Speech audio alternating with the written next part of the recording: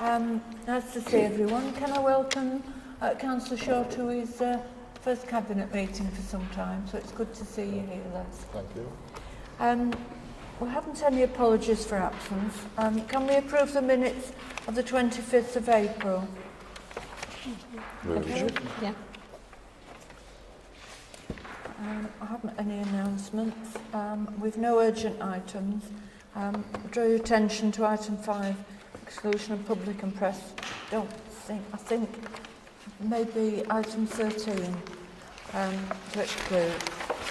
Members' declaration of interest to item 6, and then we go on to key decisions. The capital programme outturn.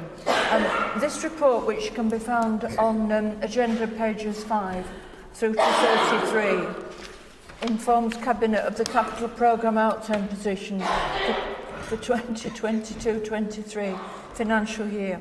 The report also asks Cabinet to consider a proposed addition to the capital programme in relation to the relocation of the wheelchair and equipment service, and the report also makes Cabinet aware of the devolved formula capital allocations for 2023-24 for maintained schools. The outturn position for the capital programme for last financial year is detailed in Table 2 on agenda page 7, which shows spend of 83 million against a profile of 118 million, meaning a slippage of around 35 million. At section 3.27, the report highlights just some of the range of capital projects which the Council delivered last year and which will positively impact our district over years to come. Appendix 1 to the report provides a full and detailed list of all the capital projects. Appendix 2 to the report provides an executive summary of the business case for the relocation of the wheelchair and equipment services. Maureen, would you like to say a few words about this? Yeah, this has been a long time coming. The wheelchair and equipment services have been sort of here, there and everywhere, but more recently in a building that's not fit for purpose. We did actually last year have to move the staff out of there because there's no air conditioning, and of course when you get extreme weather, hot or cold, then the staff are not in ideal conditions. So I'm really pleased it's here today, and I'm really pleased it's going to be hopefully included in the capital programme going forward, because it will mean that we can bring quite a few services together in one spot. So initially it's going to be costly, however it is going to lead to benefit. Because we will be able to bring the services together, and we'll be able to bring the social workers and the equipment services together so they can talk to each other across a table rather than over a telephone or through a PC. So I'm really, really pleased that this is eventually here today, and I hope that it can be approved. Okay, thanks very much, Mary. The recommendations can be found on agenda page 5. Can we agree the recommendations? Agreed. Okay, thanks very much. Item 8, fostering fees and allowances. Margaret. Yes, thank you. It is my view that foster carers are so important to children's services. Fostering is a positive way that the local authority has to provide care and support for children whom we are responsible for looking after. We know that children in care who live with foster families, particularly with local authority, own foster carers, have the best outcomes. And the majority of Wakefield's children in care live with foster carers. But foster carers are in short supply nationally and locally, and more are always needed. Recent national surveys undertaken indicate that up to 70% of foster carers are considering giving up because of financial reasons. In Wakefield, we last reviewed our fostering allowances in 2019. The subsequent changes to fostering allowances helped to drive a significant net increase in foster carers in the following 2 years. In the context of the current inflationary pressures on all households, it's time for us to review and consider how we financially support this very important group of people in Wakefield. Cabinet is therefore being asked to approve an increase of 6.2% to the skills element of the fostering payment. Full details are on pages 39 and 40. The level of the proposal uplift is recommended based on a thorough review of similar local authorities' financial arrangements for foster carers and in the context of what is affordable for the service. This will not only support Wakefield's drive to retain carers, but to recruit more, and reflects Wakefield's commitment to support foster carers with the current cost of living. The proposed increase will also ensure that Wakefield's allowances are comparable to other regional local authorities, ensuring that our foster carers want to continue to foster for Wakefield. Included in the recommendation is also an increase to the skills payment made for second and third children in placement, to be more regionally comparable and better support the placements of sibling groups, which is important that these families are kept together wherever possible. We hope that this will help to maximise the capacity of our current fostering population. Cabinet asked to note the government mandated increase to the maintenance element of fostering allowances. Those allowances paid directly to support the basic needs of a child placed. Wakefield, I just want to draw Cabinet's attention to paragraph 3.8, which outlines what happens, the cost involved if children have to go out to independent care. And I have to say it here because it's something I do feel very strongly about. Children's services should not be a marketplace for people to make profit. And unfortunately, where we do not have sufficient places, that is exactly what is happening. So that is why I feel it's extremely important that we do this, that we pass this, so that we can retain our foster carers, encourage more people to become foster carers for the authority, and in addition make sure our money is spent wisely on behalf of the children of the district. Therefore, I'd like to move a recommendation 1. Thank you, Margaret. I think you make a really good point there. Also, we want to keep children in our district rather than sending them out to other districts. But I think it's really important that we emphasise what we can do to encourage foster carers. But I think you make a really good point about the private sector making money out of local councils. Jack. Thank you, Denise. Yeah, I fully agree and support this paper. Foster carers are some of the most important people in society. The job they do is absolutely invaluable. And as you've said, Margaret, it's right that we bring the rates into line with what other authorities are paying. It's morally right because I think they deserve this increase in the current situation, but it's also value for money for the authority. I mean, the paragraph you referenced, £4,500 if we put them into an external placement, these children, they're much better in a proper foster family and they'll probably get better outcomes as well, as we know. So fully support this paper and thank you for bringing it forward.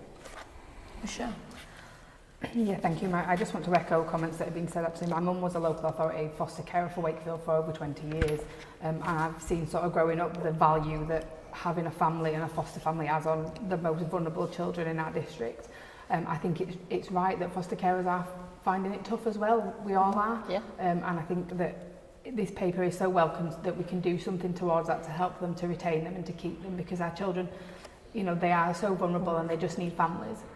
And I think it's really important that we do everything we can to facilitate that. Thank you.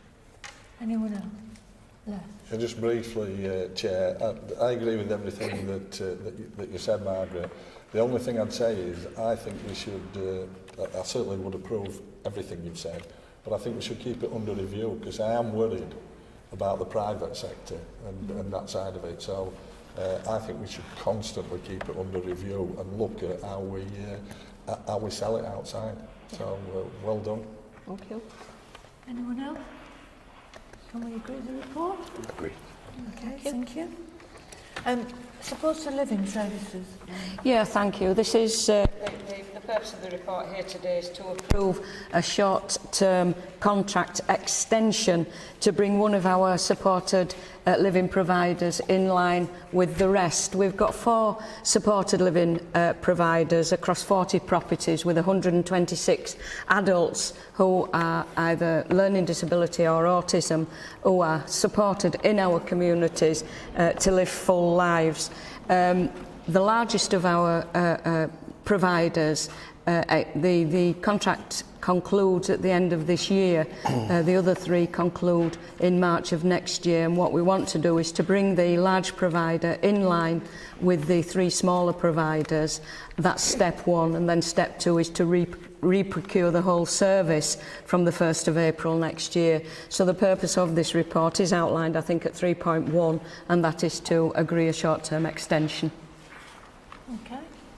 Any comments? Are you all happy with that? Okay, we'll move the report. Thank you. Item 10, Active Travel Fund. Matthew. Thank you, Denise. A very short and simple report, but quite significant for active travel. This is to accept just under £3 million of funding from the Department of Transport's Active Travel Fund 4 into the capital programme to develop and deliver 2 schemes. One at Outwood in Ward 21 at Grandstand Road, and then another one over at Ackworth, Dando Way in Ward 1. I always know for a fact when you ever put anything out this on social media about active travel for walking and cycling, you'll always get a certain percentage of our district saying this should be spent on potholes, why it's spending it on roads, why it's spending on resurfacing. The money is not there for that, it is for active travel. And we've been quite successful in the Wakefield district with active travel, cycling, walking off the network, off roads. I think the Castleford Greenway, I always go on about that because I use it myself every day. The amount of people that use that for cycling to Wakefield, for walking around Castleford, it's becoming a phenomenal. So these schemes are really, really supportive when we get them there. It's good to see them so well used. So I make no apologies about it. That's what the funding is there for, and that's what we'll deliver these 2 schemes and continue on what we've done over the last few years. So I think I really do welcome this for the district. So I move the report. Any comment? Well, it's obviously good news to get money at Always any time. is.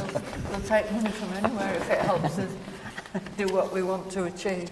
So can we agree at the report? Agreed. Yeah. Okay. Michael, Network Rail, Castleford Railway Station. Thanks, Leader, and I'm glad you accepting money because here's some more, £720,000. Members will know that in Castleford we really are about to transform the town. We're about to develop the waterfront, make it an absolute amazing destination for people to come to. We've got plans for Henry Moore Square to turn that into a super public realm. And this is about helping to connect different places and helping people to get to Castleford in the first place. So within the report, you can see that we'll be accepting £720,000 from Network Rail, if Cabinet agree. And this will deliver a lot of benefits. It will increase active travel, which Councillor Morley's just been talking about. It will reduce emissions and it will improve air quality. In the report at 3.3.1, you can see a proper breakdown of exactly how we're going to be improving that area and connecting the train station to the town. So you've got things like increased lighting going in, installation of extra CCTV, inclusion of public art, so really transforming that area, making it a safe and enjoyable place to pass through. So complete breakdown there. So really it's asking Cabinet to accept that funding and let's get on with the job. Yeah, Michael, brilliant report. This is building on what we've already done in Castleford with the second platform that will be coming online later on this year, the new train station. I'm also pleased that we're looking at Tittlecock Bridge, a well looked after and well part of the town that means a lot to so many people. The great work that was done there a few years ago, Denise, is building on that. So I think we all love that part of the district and part of the town, so we really do welcome that. What a name. I had to get that in there. Yeah. When Channel 4 were filming in Castleford a number of years ago, they thought that the name wasn't appropriate, so they called it Tittlecoat on the programme. It was quite funny, but there was an uproar in the town and they had to quickly reverse. I didn't think it was appropriate. Les. Yeah, I'm not going into detail of what some other people call it, but it is good. I mean, it's fantastic. It's a good report, Michael, and it's linked with obviously the town centre plan. And I think what everybody wants to see is this sort of thing happening, and it is happening now, and it's happening for Castleford. So yeah, I really welcome the report, and let's start moving on some of these things. Yeah. Yeah, I think it's great. We've been campaigning, I've been campaigning with my colleagues for a long time to get the second platform that's coming through, and then all these additional fundings coming through. It's going to make a real difference to Castleford. We've waited a long time for this. So I'm pleased that we can agree the report. And then the civic quarter, Michael. Yeah, so the civic quarter, we all know we're here right now. We have some unbelievable buildings in Wakefield, and this is one of the just absolutely gorgeous place. We know that some of the buildings are underutilised and need to be brought back into use, and this whole project is about doing that. It's also about providing more homes for people within Wakefield, and we all know retail is shrinking right across the country, and we need to have more people living in the city, working here, shopping here, making this their home, and this is all about that. Unfortunately, we know that over the pandemic and after that, the cost of everything has gone up, and this report is all about the project. The way it sits at the moment is unfortunately unviable, and we need to make it viable again. So without going into too much detail, because it's all here in the report, this is about making some changes to the heads of terms that will enable us to get on with this job. We don't want to park this. We don't want to forget. We must continue with the regeneration of this city, and we'll go into. So within 2.1, you will see exactly what I'm asking Cabinet to authorise, and you'll also find a sentence that explains very clearly what the terms were before. So there's 3 main changes all in there to please consider. So I ask Cabinet to approve those recommendations, and I'm happy to take any questions. Are there any questions? No, I just think it's great news, and I think we just need to crack on as much as we can to make the difference. We talk about these schemes, and it seems to take forever, so you know, time is of the essence now, and I know you're on it. Yeah, and what I will just add on lastly is, I know we are closing obviously Rishworth Street car park, and I think a couple of people have mentioned, oh, we park there every day, and I totally understand that. What I will point out is we do have so many car parks across the city. The Ridings, for example, if you go in there, there's plenty of space, really accessible. You're straight into the shopping centre. Down at Merchant Gate as well, lots and lots of parking there. So there is spots everywhere. It is just about that little bit of change in the meantime to help transform the city and get where we need to be. Yeah, people don't like change, and people want to park on the doorstep of where they work, and we're all as bad as that. So it is unfortunate, but I think the benefits outweigh that. Massive. Yeah, just to go on car parking across the district, we are doing a review of all car parking.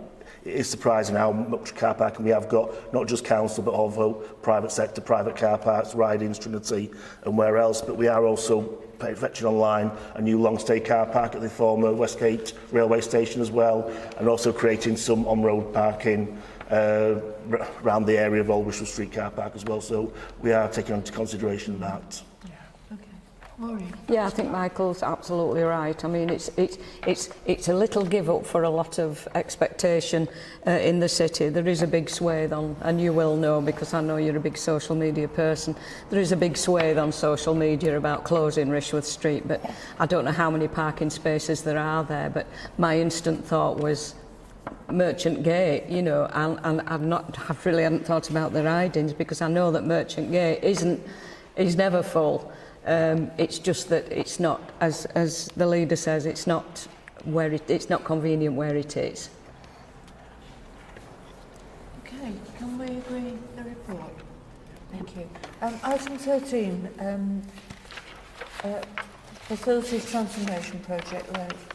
Yeah, thanks Denise. This is really an update, and then we'll ask for obviously some recommendations as well. The update is we decided a while ago to really bring a number of services back in-house. I think one of the things that, one of the words that keeps cropping up now, and I'm pushing it a lot, is control. And I want to use that word, control. We wanted to control the services to all of Wakefield and District, certainly a lot more than what we have been doing in the past. It's in 3 phases. First of all, we're looking at the schools. It's important we look at the schools, catering, cleaning, and with that, the team have obviously talked to organisations like YPO, where the schools can actually contact YPO to facilitate cleaning, unless, of course, they've got their own business managers, they can go out and do their own contracts if they want. What I would say is the team, Glyn's team, have done an excellent job up to press at contacting all the schools, and certainly the press office, the press team have gone out there contacting the schools, and what the team's insisted is that when they contact a school, they get a name from the school, a business manager, the head teacher or whatever, because we want to make sure that when we go back, that if anybody says they haven't been contacted, we should have a record to say, yes, you have, and these are the people that we contacted, to make sure we cover everybody for the catering and for the cleaning services.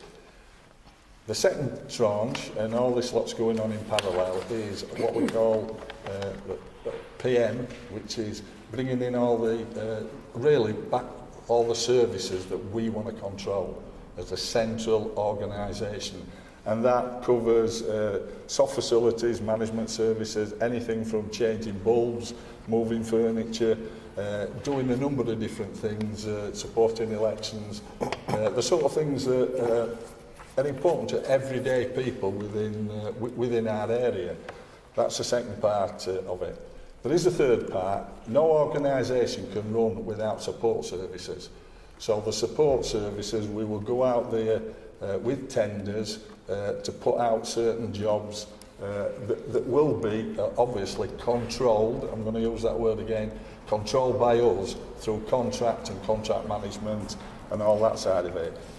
That side is probably the most difficult side, in the sense that sometimes you can go out for contract but you don't get anybody applying to come and do the work that you want them to do. What we've found now is there's some good news.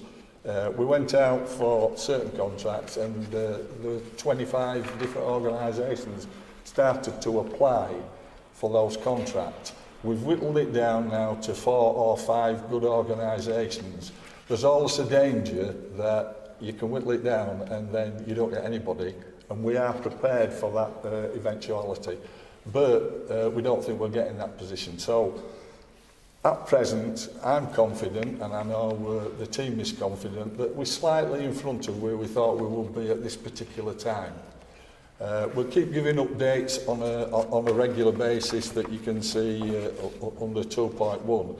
But what I would say is it's not an easy thing to actually bring things back into the organisation.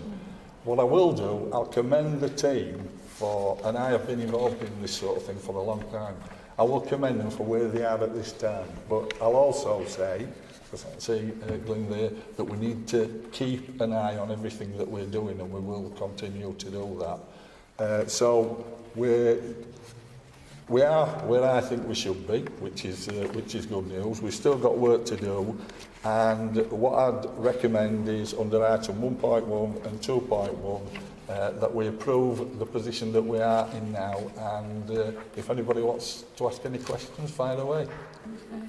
Yeah, obviously it's a big step that we're taking, and it's going to be more difficult, I think, to bring things back than to take them out. But Jack, do you want to come in here? Yeah, thank you, Denise. Just thank you to Les and all the officers who are working really hard to get this right. I think, as you say, Les, there's a real opportunity here to have full control of our own destiny again, to bring some services back in-house. So I'm happy to support the recommendation and also welcome the opportunity, particularly around school catering, to do a review. But I agree we need to renew it in the short term and make sure those services are delivered. So thank you for the piece of work, and we'll keep a close eye on things.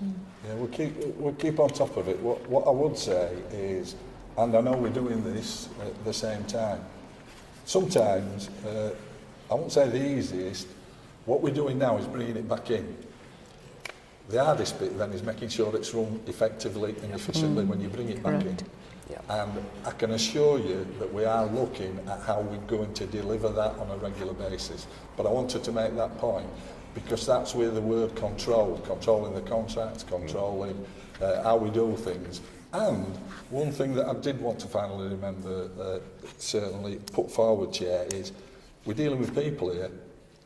And at the moment, I would say that certainly the press team and certainly have helped tremendously in putting out information to all the different groups at an early stage. And certainly the team have been talking to people who will come back in, but also people who are a little bit uncertain about whether they will be involved in this. So thanks for that. You know, I think that team's done a good job as well. Thanks for that. Does anyone else want to comment? Okay. Yeah. We'll move the recommendation then. Thanks very much. Item 14 is, this report can be found on pages 150 and 142, and it informs Cabinet of the final position of the revenue budget for the last financial year, which was an overspend of 6.2 million. Cabinet will also be aware from the financial health reports that we've received over the last year about the significant financial challenges facing the Council and all local authorities from increasing demand and rising costs. Table 1 on agenda page 117 provides a summary by director with further details shown in section 3 of the report, and also of the council-wide dashboard at Appendix 1 and the directorate dashboards at Appendix 2. On table 4 on page 126 there is a summary of the council's revenue reserves, and the report also includes information for Cabinet on the performance of the council's collection fund, on the use of capital receipts, and also on the write-off of debt. The recommendations are on page 115 and 116. Okay, can we accept the report? Yeah. Yes, very much. And the final item is the vital performance report. Yeah. Yeah, I think this is really important, Lead. I think certainly when I started looking at it, I commend what you've done, Jackie. I think pulling together all the information under one report is never an easy thing to do. What it's done, it's given us a basis as Cabinet members for us all to look at that report and look in different areas. One of the things that sort of struck me straight away when I saw it is there's an awful lot, if you look down that report, of standstill. There's an awful lot of the same, and it's a standstill. A lot of organisations can look at that and say, well, that's good, we're not, you know, we haven't got any major issues and that. The problem with standstill is it can slip back as well as go forward. The other thing about the report, I always look, and I think if we're all honest, we all skim read to start off before we look at some of the details in the zone areas. I skim read and look at red, and there isn't many red on that report as well, and that's good. But there isn't any or many going forward as well, and I think that sums up where we are probably as a council. We're doing well, but are we looking to the future enough and some of those things? I think it's an excellent report. I think it'll show us where we need to go. I'll certainly be talking to Jackie, and we've already had a couple of conversations about maybe trying to highlight some of the areas that we ought to focus on as a Cabinet in a bit more detail, and I'll certainly recommend the report to Cabinet. Okay, thanks, Liz. I think it's important, and we're encouraged that the progress that we are making in some areas. However, I think it's important to recognise that there are it's challenging times with budgetary constraints and increasing demand and the unprecedented cost of living crisis. So it's a superb document, and it gives us a lot to think about. But we can't be complacent. There's a lot to do here, and I think as Cabinet colleagues we're all going to work together with Jackie and her team to deliver what we need for the people of this district. Anybody want to comment? No. Yeah, I mean, I'm like Les. I look at a report and I find all the red bits first. and I looked through this report, and thank you, Jackie, they all seem to be in my area.